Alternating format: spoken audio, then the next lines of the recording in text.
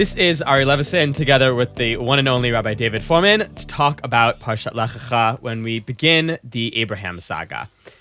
Rabbi Fohrman, today I want to talk to you about something that I've been waiting over 2 years to talk to you about. Okay, that sounds very exciting, Ari. You can finally exhale. I am here. So I'll be honest, it's not something I've fully figured out yet. So this might be a little bit more of a behind-the-scenes process as we put all the pieces together.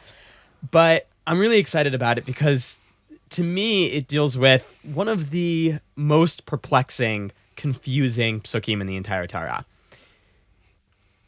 That pasuk's actually not in this week's parsha. It's actually not in the book of Genesis at all. It's actually in Leviticus, in the middle of the laws of the arayot. Basically, all of the illicit relations that you're not allowed to have and what happens to you if you do. Not a very popular section of the Torah. It's kind of all the icky stuff, all of these incestual relationships that we don't really like to think about or talk much about. But there's this one pasuk here that, to me, is bizarre. It's confusing. It's hard to understand on its own. But it really opened up some fascinating stuff in this week's parsha, which I'm looking forward to getting to. So if I understand correctly, we're going to be starting from Leviticus and working our way back to Genesis. So hit me with it, Ari. What is it in Leviticus that caught your eye? We're going to be jumping into Leviticus chapter 20, verse 17. It's the middle of this case law describing all of these illicit relationships. So it describes a case. This person sleeps with this person, and then the law, here's what happens to them. So verse 17 starts off laying out the case. V'ish sheyikach et achoto. A man who takes his sister. Now, right off the bat, just setting up the case, there's something that should jump out to us here. What verb would you have expected the Torah to use when it's describing this situation? Right. The word yikach is a little bit strange, right? Because yikach in Hebrew, which means take, is a word generally in this context would be associated with marriage, such as ki yikach ishisha, when a man would take a wife. You wouldn't use it for an illicit relationship. Normally, the language for illicit relationships would be yishkav, to sleep, literally to sleep with or to lie with. The forbidden part is sleeping with her. Like, why? Who would think of marrying their sister? Why would the Torah be using this language, which, over and over again, when it's used to describe between a man and a woman, the language of yikach, to take, means to marry. So that's an initial question that I have, just immediately in the first few words of this verse. That's not what I think makes it the most perplexing, confusing verse in the entire Torah. This question, I think, requires a careful reading to notice, but my next question, I think, really hits us over the head like a ton of bricks. So let's keep reading this verse. So, a man who takes his sister, bat aviv o bat imo, whether it's the daughter of his father or the daughter of his mother. Also notable that it specifies either one. You might think just saying it without specifying, we would assume it's both, but the Torah does specify both, whether it's from his mother or from his father. So they both see each other's nakedness, which again, it seems like that should have been the main focus, is that they sleep with each other, not that they seem to almost get married, which isn't even possible because you can't marry your sister. But here's this next word, Rabbi Fohrman, if you want to read it, is really what just kind of makes you scratch your eyes and say, am I reading this right? Chesed hu, right? And it's hard to figure out how to translate the word chesed in this context. Chesed usually means it's a kindness, but here incest seems anything but kind. So the use of the word kindness at face value is pretty strange. Yeah, it's like, what is this word doing here? Like, chesed, kindness, is like the last word you would expect in this verse, talking about this illicit relationship, this incestual relationship between a brother and a sister, and the Torah is saying it is chesed. And now, Ari, since this is a podcast that you're doing not on Parshat Kedoshim, but on Parshat Lech Lecha, I kind of already see where you're going here, right? You're looking at verse 17. You're seeing all this strange stuff in 17. You're saying, funny, because all this strange stuff in 17 reminds me of some strange stuff in the book of Genesis, specifically in Parshat Lech Lecha. Because famously in Parshat Lech Lecha, you have a moment where the brother-sister relationship underlying Abraham's marriage to Sarah suddenly gets highlighted, right? You get to this moment in Genesis where Avram is going down to Mitzrayim, is going down to Egypt, and all of a sudden he stops Sarai and says, we've got to make some sort of plan because I know that you're very beautiful. So it's chapter 12, verse 11. Vahi kasher he kriv lavo Mitzrayima. As Abraham came down to Mitzrayim, vayomer al Sarai ishto, he says to Sarai, his wife, Hine ana yadati ki sheyifat mare'at. I know that you're a woman who's very beautiful. Vaya ki yiru otach Mitzrayim. When the Egyptians see you, va'amru, then they say, ishtozot, this is his wife. So v'hargu oti v'otach yichayu, they're going to kill me, and they are going to allow you to live. So I have a request of you. Imrina achotiat. Why don't you say that you're my sister? L'man yitav li bavurech v'chayta nafshi biglalech. So that they'll be nice to me on your account, and I'll live on your account. So she's taken into the house of Pharaoh, into his harem, and then Ulavram Heti Bavura, just as Avram suspected, he was going to be wooed with lots of gifts, but a lot of good it does him. He's already had Sarai kidnapped. But what's interesting is that you've got some of this language. In other words, this language of Vatukach, the language for the proposed marriage between Pharaoh and Sarai. Actually, it's not Vayishkav. He doesn't actually sleep with her. He takes her. He takes her into his harem. And similar to this, Isha Yikach et Achoto, somebody takes his sister, right? Right, and it's not just Paro who takes her, but when he gives her back to Avraham, he also says, take her, be married to her, she's your wife. But funnily enough, this isn't the only time that Avraham gets himself into a situation like this. And it isn't the only parallel we see with this pasuk from Vayikra. Yes, that is true. So as you go to the next story, it's another story in Genesis about 5 chapters later where this happens again. This time, this is chapter 20. Chapter 20. This time Abraham is going down to Avimelech, Melech Grar. Grar was an adjacent land to the land of Israel. And Avram is there for a while. Vayomer Avram al Sarai ishto, and Abraham says about Sarai seemingly, Achotihi, she is my sister, and Avimelech the king takes her. Vayikach et Sarah, and at that point Avimelech calls Avram and says, "What'd you do?" And have I ever sinned to you that you would bring upon me and my kingdom this terrible sin? You didn't do right by me. Why did you tell me that she was your sister? So Avram then says, I did this. Ki amarti rak ein yirat Elokim b'makom hazeh. There's no fear of God in this place. I was worried that if they thought I was Sarah's husband, they would kill me because of my wife. And now here comes the verses that resonate with that section of Leviticus you were talking about. Abraham then makes an excuse and says, by the way, it was sort of a white lie, what I said. I mean, it's not really the case that she's just my wife. She sort of kind of is my sister. I'll tell you why. Because if you do the math, Gam amna achoti bat avihi, she sort of is my sister. She is on my father's side. She's my sister. Achlo bat imi, just not on my mother's side. She's sort of like a half-sister. Vatili lisha. Now, he doesn't even really mean that she's a sister. It's almost like he's stammering, like he's getting caught off guard, like he didn't expect to be confronted this way. So he's like talking about the sort of kind of sister relationship. In his own mind, he kind of had a rationale of why he could say this because he wasn't really lying, but he's getting the rationale a little mixed up. The real rationale is, she's my niece and I have a sister-like relationship with her, so it was a white lie. Instead, she's saying she's my half-sister on my father's side, not my mother's side. But anyway, that language of bat avi, but lo bat imi shows up in spades in that verse that you quoted in Leviticus, right? If you come back to that verse 17, Leviticus 20, Ish asher yikach et achato, a man who would take his sister, and of course that's the language for Pharaoh taking Sarah, probably also Avimelech, right? And then that language, bat aviv o bat imo, the daughter of father, the daughter of your mother, seems lifted right out of that Avimelech story. If she was an actual, like, literal sister, that would not be okay. Right.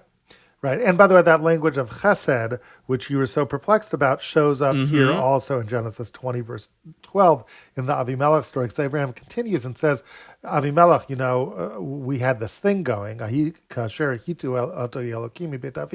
Whenever God took me away from my father's house and I did all these wanderings in foreign lands, like Gerar, like your land, Va'omerla, I would say to Sarah, Zeh chastech, this is your kindness, asher taseh imadi, that you can do for me. Al kol hamakom asher navo shama, wherever we go, Imrili, please say about me, achihu, that he is my brother. So that language over here of that chesed hu, which is just such a strange thing to say, that it's an act of kindness to sleep with your sister, again seems Right. to be pulled out of the Abraham story. So I will grant you, I will grant you, Ari, that there's a lot of Avram resonances in Leviticus 20, verse 17. Right. We saw this really confusing verse that described this situation. But it turns out here's the story of Abraham, where you not just have two people who are described as being like siblings. These people actually happen to be married to each other. It explains the language of Yikach. There's a discussion about not just being from the one Bat Aviv, but also Bat Imo, or Bat Imo, being from the father's side or the mother's side. And this really confusing word of chesed, of kindness, is used to describe their relationship as siblings, or their, at least, pretend relationship as siblings in the Abraham story. Yeah. I will tell you, Ari, that I have no idea what the significance of this is, right? And I'm wondering if you do. In other words, sure, we've got 3 references in this single verse to the Abraham story, right? But what is the nature of the commentary that Leviticus 20 is giving us about the Abraham story seems mysterious to me. It seems really mysterious to me too, and I have some thoughts. Maybe we'll be able to figure something out together. Before we try to interpret it, though, I want to enter one more piece of evidence to the courtroom, because this isn't the only one of the illicit relationships described in Vayikra that seems to have resonance of the Avraham story. If we scroll down just a few verses. Ari, this is where we see the difference in age between you and me. You glibly say, if we scroll down just a few verses, back when I was a young whippersnapper, we didn't scroll anything. We turned the pages. Just saying. Anyway, yeah, go on, Ari. You mean sorry. you weren't reading from a Sefer Torah? You had to roll the column. That's right. We had to roll the cloth. So we're 3 verses later now, and we're looking at another one of the illicit relationships. Leviticus 20, verse 20. Verse 21, actually, I want to look 21, I'm sorry. Go ahead. First. So here's it's describing the relationship between a man and his sister-in-law. So a man, again, who takes the wife of his brother. Again, you would expect it to say who sleeps with. That's the real Isser here. But if you think about it, why might the Torah be using the language of kach here? That the idea of marrying your brother's sister, that's something we know a little bit about. Yibum. Is that what you're referring to? Later on in the Torah, that becomes a mitzvah in the case of the death of the brother. If the brother died and they didn't have children, there is a mitzvah to marry the surviving wife of your deceased brother who has no children. Yeah, so it makes sense then why it might actually use the language of marrying, because there is this idea of marrying your brother's wife. It's just that if he's dead and has no children, it's a mitzvah. If he's alive or does have children, it's completely forbidden. Right. And not only is it completely forbidden, but strangely, the verse goes on to say that as punishment, they should remain childless. Right, and isn't that interesting, right? So it says, Arivimi hiyu, they should be childless. Now, the Torah has a rather small tool belt of different kind of punishments it can dole out for different things. But you have the death penalty, you have karet, like the spiritual excommunication thing. You could get lashes. or if you might have to pay a fine to another person. Yeah, this is an Pretty much unusual all the punishment. Yeah. right, and pretty much all of the punishments the Torah gives are basically one of those four things. But this one, it specifies this punishment that they're gonna be childless.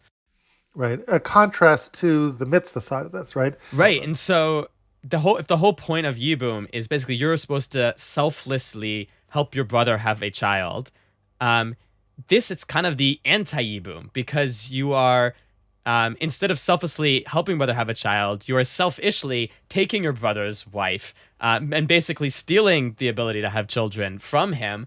And the punishment is that very thing that you were trying to prevent to happen to, or you should have been trying to prevent happen to your brother. That's actually going to happen to you. You're going to be the one who's going to be childless. You're going to have no one to carry on your name. But what's also interesting about that language of ariri, childless, is it's an extremely rare word in the Torah.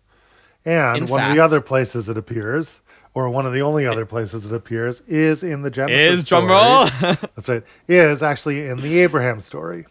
In the Abraham story, right after the War of the Four Kings and the Five Kings, God famously comes to Abraham and introduces what becomes known as the Brit Bein HaBetarim, tells him that he's going to have children and that they're going to inherit the land, and reveals to him the imminent 400-year enslavement in Egypt. But as part of that, the prelude to that is when God says, Schar chahar ma'od, Avram, don't worry about a thing. Your schar is very great. And Avram sort of can't contain himself and says, Ma titan li vanochi olech hariri. What could you possibly give me when I don't have any kids? Like, I'm an old man. What are you going to give me? A Cadillac? A Porsche?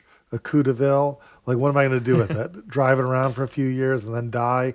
Who am I going to even give it to inherit? I have nobody who's going to inherit me.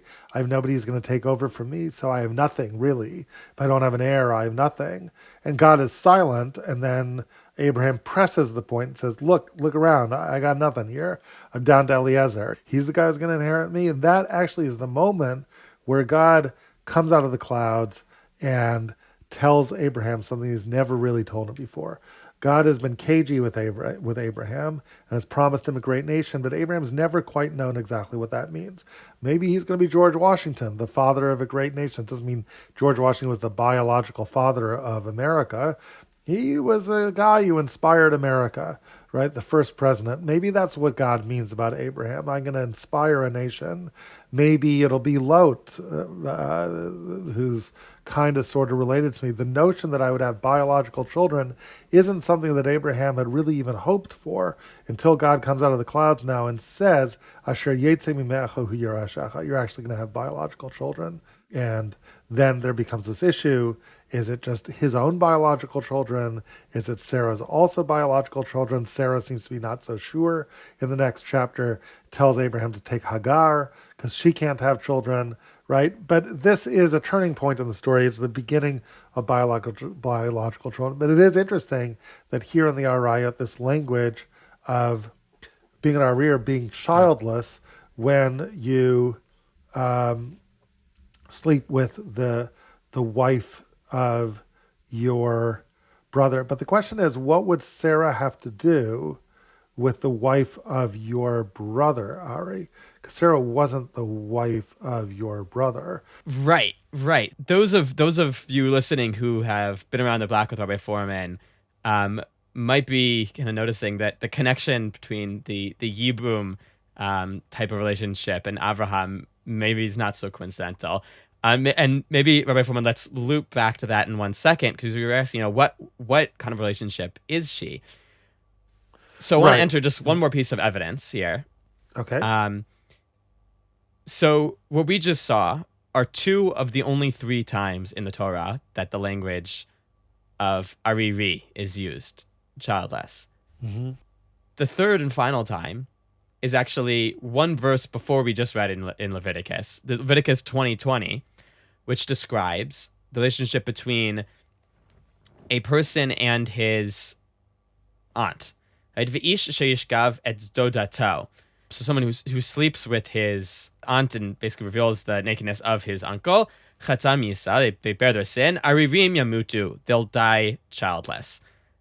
Now, an interesting thing about this is it's, I believe, the only one of the Araya where if you flip the genders, that alternative case is not mentioned. In other words, in any one of the forbidden relationships, if you could flip the genders around, and that case will also be a forbidden relationship. But this one here, where it's talking about your aunt, is actually, if you flip it around, and it would be talking about a woman and her uncle. That's actually not mentioned. And that's a permitted relationship, right? And that seems to be a permitted relationship, right? Which is the nature of the relationship between Abraham and Sarai, right? Sarai actually is Abraham's niece. He is the uncle, and that's a permitted relationship. So what you're saying is you have almost an inversion of the Abraham story. What you're saying is that if there was an inversion of the story and you switched the genders, then legitimately they would be arir. Legitimately they would be childless. Here you have a permitted relationship, and yet they're childless anyway. And God comes along and says, "Well, I can fix that. Pretty soon they won't be childless." But Avram is looking at this and says, I am arir. In the language of Leviticus, almost as if I've been involved in some sort of illicit relationship with Sarai, something that God didn't want to happen, and I'm being punished for it by not having children. But in fact, it's a permitted relationship. In other words, I guess what I'm raising, the possibility I'm raising here is a possible interpretation of this along the lines of what you're saying, which is that, is it possible that what Leviticus is suggesting to us is some sort of rationale that might have been playing around at the edges of Abraham's mind? When Abraham is thinking about himself and is so convinced that he's never going to have children and is trying to understand why it is he never has children, maybe he's locating that in some sort of mistake. Maybe he feels like there was something wrong, something illicit about him marrying Sarai, that the heavens themselves should say you have to be childless because it's not okay to marry your niece. And again, Ari, this goes back to what my theory that you sort of referenced before. So let's get to that theory. My theory is that the niece relationship with Sarah is not coincidental, but it may actually be one of the reasons why Abraham was chosen, because it's so Yibum-like, right? The Torah later on will identify Yibum as an act of chesed, right? We talked about chesed right? That there's another aspect of chesed. The Torah later on will talk about Yibum as chesed. And the truth is that Abraham's whole relationship with Sarah is an act of chesed in a way, in as much as it is sort of a Yibum-like relationship. What do I mean by sort of a Yibum-like relationship? Well, the idea of Yibum is that when your brother dies young, doesn't have any kids, there's a mitzvah upon you to marry someone who otherwise would be illicit, someone who you shouldn't really marry, somebody who should be completely off limits to you, which is his wife. Like, one way to see it is what was forbidden now turns into a mitzvah. Another way to see it, almost in light of the arguments you're making now, Ari, is that no, it's almost like it remains a somewhat illicit relationship, right? Because it is an illicit relationship to marry the wife of your brother. It's just that in the case of your brother who's dead, the overriding imperative to somehow save his legacy from completely being destroyed, lo yimach shmo Yisrael, literally his name is going to be wiped away from Israel. There's going to be nothing left of your brother. It's like you're on the Titanic and people are dying and there's not enough lifeboats. This isn't the time to ask if I should be Shomer Negia and taking this little 9-year-old girl and putting her in the lifeboat, right? You can tell me I'm doing a sin, right? But there are overriding considerations. I must save my brother. So it's almost like one way of seeing the Yibum laws is that you override the illicit aspect of marrying your brother. It still is icky to marry your brother's wife, but you don't worry about ickiness when you have this overriding chesed to do, which is literally to save a life, right? almost I wonder if that, Avram himself using these same words about Sarah might have been saying the same thing. It's icky for me to suggest that, you and She's I my are sister. married and she's my sister and I should Right. have to cringe while I accept these gifts and trying to woo me away from you. I get that that's icky, but we've got another issue, which is like literally I'm going to die. So when I'm going to die, chesed overrides that. So zeh chastech asher taseh imadi. This is what Abraham says. This is your chesed that you should do with me. Do this icky thing for me. Kind of like later on, like our whole marriage. He might have said, like if Sarah was like, nah, I don't think I can do that. He would say, look, our whole marriage is based on something icky. Like, let's face it, you are right, my niece, Right. right? That's icky. Well, like this, it's sort of incestuous. That you're the daughter of my brother. Like what's that about?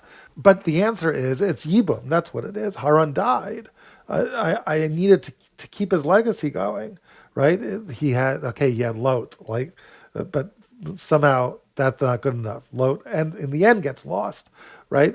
Abraham and Nahor seem to feel there's this imperative, right? Imperative maybe to take care of the children, like somebody's got to marry them. They can't just be orphans off for no one, or possibly to keep the legacy alive by having children. But maybe later on in life, after 10 years of not having children with Sarai, perhaps Abraham comes to question himself and wonders, like, was it the right thing to do? Maybe that's the gloss that Leviticus is giving on this. Hine hanochi holech hariri, Abraham says, which becomes language in Leviticus 20, like maybe Right. we were supposed to be Harir. Maybe that's the plan. And Abraham, and then like got him stuck because you think I shouldn't have any children, right? So now what are you going to give me? At which point God comes out of the clouds. It's like, no, relax. You're going to have children. But interestingly, at that point, isn't it interesting that Sarah even assumes that Abraham's going to have children, but she assumes that when God said, Abraham, you're going to have children, it can't mean that you're going to have children through me. Possibly, maybe she and Abraham had already internalized this narrative that they were telling themselves that they must have done the wrong thing. The guy, how much God Right. liked them, they shouldn't have done this. And so Sarah's like, take Hagar. It for sure can't be me. And of course, that wasn't God's plan. The God's plan is like, no, it is you. Maybe which becomes the structure of Leviticus 20, which is that in fact, it is okay for somebody to marry their niece. That's a perfectly fine relationship. That's the Abraham case that is in fact not problematic, which is the revelation that God makes in Genesis 15, possibly. Right. And each of these cases are like each of the three cases we saw, they're almost like Abraham and Sarah, but not quite, right? They're almost like brother and sister because they describe them. Abraham even rationalized themselves in that way, but they're not. In the Yibum case, so it's like Yibum, it's almost a bad thing, but if you're doing it for the sake of Yibum, then it's a positive thing, and it feels like Abraham he's like what Abraham and Sarah actually did was like threading a needle between all of these questionable, all of the actually illicit things. And I wonder if that confusion from on Abraham's part about who Sarah is to him is not part of the picture here too.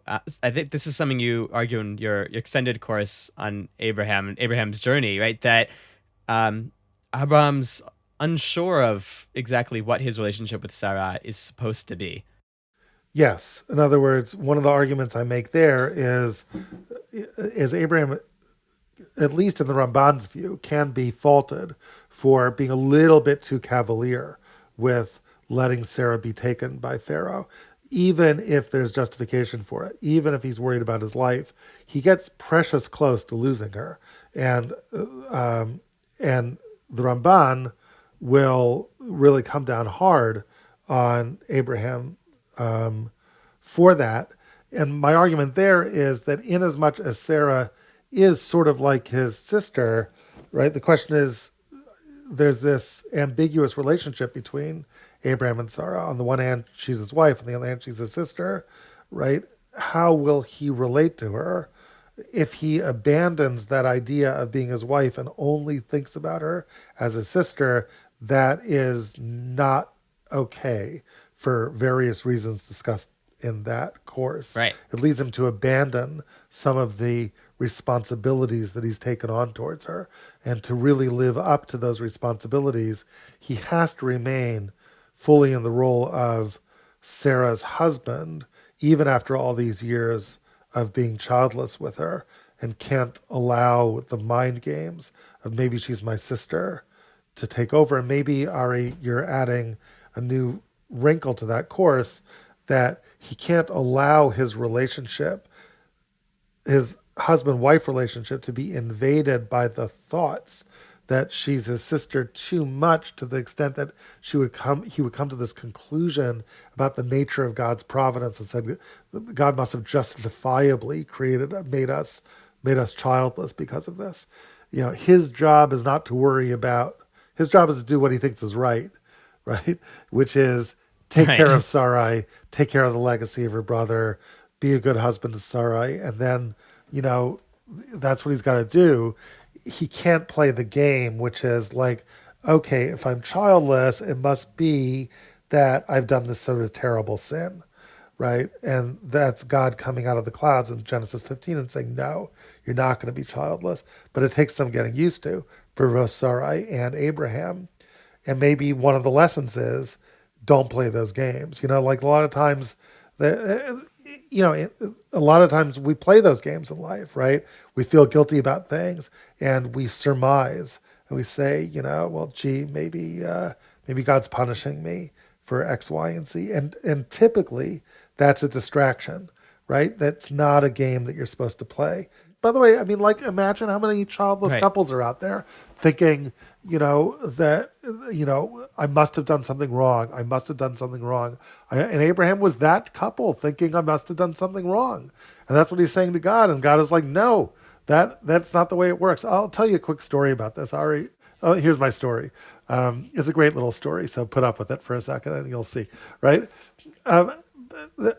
Back in 2008, it was the financial crisis, and I was a scholar in residence in Georgia at a Pesach Prat. Reb Tzvi Hirsch Weinreb, the past president of the OU, past executive vice president of the OU, was also a scholar in residence there, and we were both on an Ask the Rabbi panel. And I remember that the OU at the time, under Rabbi Weinreb's leadership, had created this jobs board, this way that they were helping people who were thrown out of jobs and had lost jobs find work, and they'd had a lot of success. Anyway, so there's this woman in the back of the room who raised her hand and asked a question. She said, Rabbi Weinreb, the economy it's so terrible. There's so much pain. People are losing their jobs. What do you think it is that HaKadosh Baruch Hu is telling us? What is the message that HaKadosh Baruch Hu is telling us by this terrible, terrible downturn in the economy that's affecting so many lives? I just want to know, what's the message? So he said, the message, ma'am, is that he wants you to take action to help people who need jobs get jobs. Like, is your neighbor out of work? Like, help your neighbor find work. That's what God wants from you now. She says, no, I know. That wasn't what I was talking about. What I was talking about is like, what's the spiritual message, right? There's a spiritual message. If Yisurim come upon you, terrible things come upon you, God's speaking to us. What's he saying to us now? What's he saying? What's the message? What's he saying to us? He says, ma'am, the message is that you're supposed to help your neighbors find jobs. That's your message. His point really was that sometimes what God wants from you is that there's sad and terrible things happening in the world. And, people's jobs are to act in those cases and to do what they can to make things better. And that's what God wants from them more than anything else. And if you play the game, right, because the alternative is, right now, when I say, what is God saying to me at this moment? What is God saying something obvious to you? God is saying, what can you do with your human concept of good to actually change something and make the world better right now? That's what you should be doing, right? But the other thing to do is to sort of retreat into the self and then say, and play this game called How Guilty Should I Feel, right?